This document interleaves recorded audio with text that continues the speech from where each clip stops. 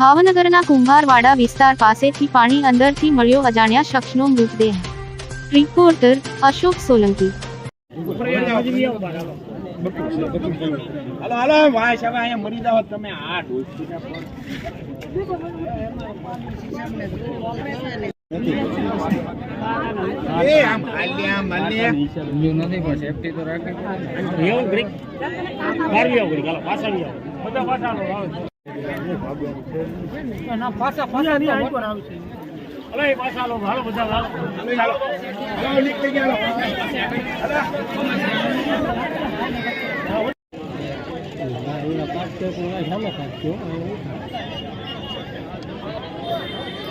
ભૂલાઈ ગયું છો ભૂલાઈ ગયું